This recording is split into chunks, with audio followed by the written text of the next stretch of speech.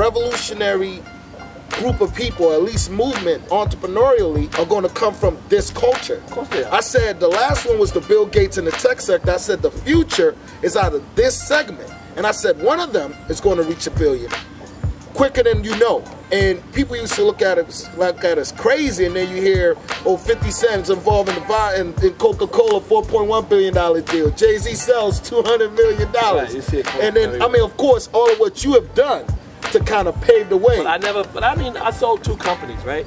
But I never built nothing that really, it was never entrepreneurship for me. I always did what I liked doing. I make, billions of dollars, I guess big numbers, depending on what you think of. But now I realize that, I gotta make a lot of money because I got a lot of shit to do. I had Hip-Hop Summit at the Rush Foundation, at the Foundation for Ethnic Understanding, the Happy Hearts Foundation, the Diamond Empowerment Fund, and also a real interest in the choices that people make, in terms of the direction of the country and our policy and what we do with the wealth of this country. In the long run, if I can make a lot, to give a lot, to be good. Because you can really use it where it makes a difference. And the Rev said, fuck what you buy, don't worry. Because even Bishop Joe and the Reverend Knight, they got a certain attitude about money. Because nobody can't find the house and sell it what they're looking for, they get lost. So that's how they feel about money. So you can spend on yourself, it's okay. But it'd be nice if I can live off 1% and give away 99%. It'd be nice. And I don't find any extra comfort in more. That farm is supposed to be just this, that's all. It ain't supposed to be young, because it's not young anymore. It's the oldest young men's company. It's a certain classic idea. Even if it don't sell, say it that way, let it come back later. Don't fuck with it. Don't try to chase young people. Chasing young people will destroy it. Let's keep the company stable. But I sold to a company that needs to constantly keep figuring out ways to make money. Well, we built a new company in Russell Simmons, which has been testing in Macy's and Nordstrom's and Dillard's and all that. It's a different classic company, which kind of takes up what Fat Farm left off. We built another company, a young men's company called XV. And all the XV stuff is very aggressive. I want to partner with Ludacris on that, in terms of imaging and making sure it's right. The young company, the young edge. It's a whole design that's young and edgy that was the original heritage of Fat Farm, but it had 2 heritages. One was the classic. Right. So let the regular fat classic just sit there, but keep it classic, because if you start chasing trendy audiences, it'll never come back, right? It'll just destroy it. Bill Gates, even now, like he's not, according to the list, he's not a #1, but a lot of what he's doing is about the charity, the Belinda charity, and they put like 30 billion, and then Buffett is adding another 30 billion to his causes. You can do a lot because everybody else don't gather the money and point it at the place where people really need it. So it's good that people get that kind of paper and give it back. But, it's a funny system for people to make that much money for a little bit of brains and not that much brains necessarily. Oh, man. A little bit of luck and a little angle. Okay? A little bit of a step up. Yeah, it's a mindset too, Some people know how to make money, But it's amazing to bring so much paper home and other people struggle, and the way that the system is set up now. Whether it's the government, corporate welfare that you see everywhere, or the support for, they're all the foreign policy, all supported by corporations, government supporting corporations great everywhere. Unbelievable. But that's just what it is, So maybe you can, as a person who has some resources, you can use them to help some. It's bad, It's just starving. It's the worst. Lack of opportunity and education not only here but around the world. Come back. The world's too small to take advantage of it like it is. Building your businesses, what was the process? Go to work and do what makes you inspired. And we all breathe in the same air as billionaires. Faith. Every company took me way long because I wasn't a business person or the genius in business. I had to find the right partners, find the right support systems. I didn't know how to build the infrastructures in clothing. Records, I couldn't distribute records. In TV, I was not a TV expert. I had no TV ideas. In none of the businesses was I the infrastructure. I found it. The same way a rapper gets a hot record and everybody comes gravitating to it. In the beginning, no one believes it. I lost money in Fat Farm in 6 years. 6 years of loss. Everybody, my partner had to buy him out. He was like, you must be crazy. You're not going no deep in this. No one wanted my partner in that. No one wanted to help me in that. And we would lose it, and they just see a little image building, but then we see the money lose it. And then one day we turn the corner. But what made you turn the corner? Consistency. Yeah. There's a great yogi who says the imagination is God. And it says hard work, dedication, and faith is God realization, Christendom. And God realization, again, Christ consciousness, that's the goal of life. Hard work, dedication, and faith. And belief that you're going to be in space. You know what they say about Christ consciousness? It's important because it has to do with the miracle. They talk about the law of attraction and all that.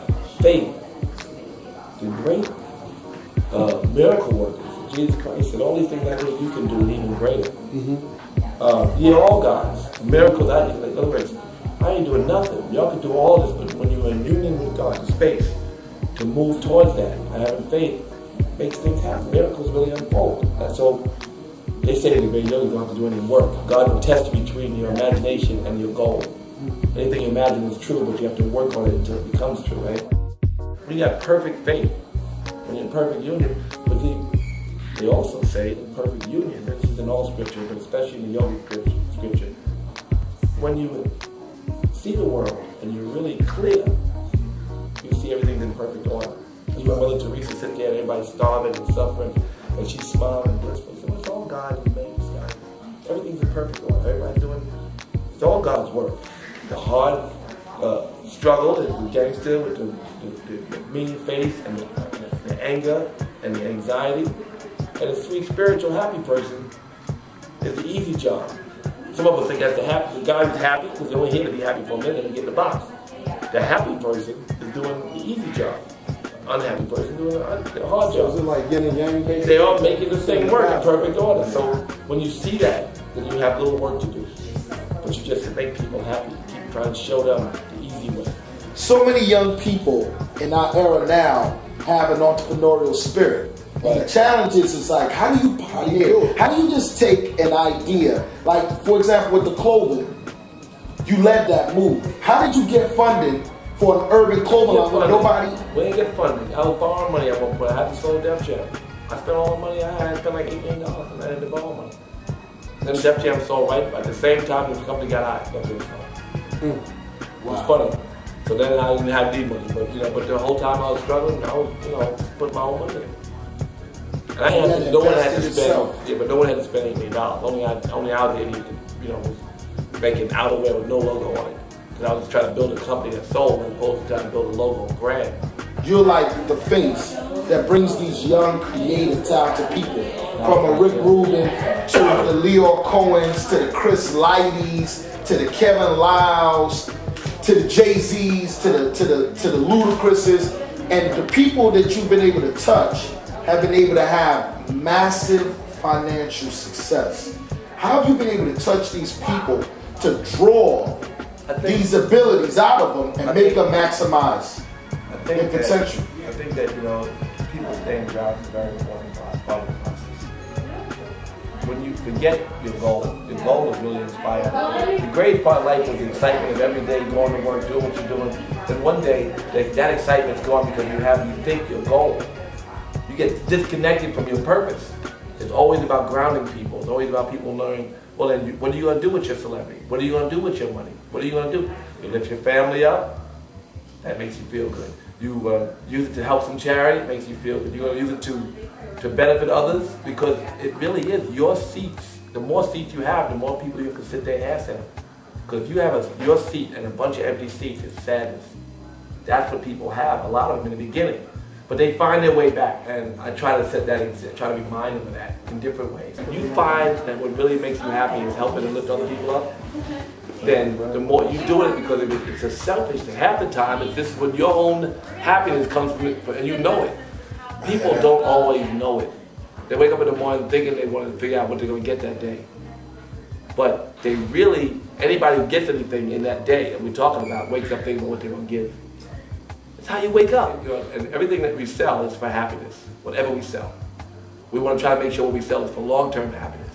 That's why if we don't, sometimes we get what we give. So when you first, you get happiness from you. You sell somebody drugs, they get high. They're happy. Exactly. But the drug dealer dies before the drug addict, because you're giving something that's short-term happiness. So I try to move now things that I was selling into things that are more to make long-term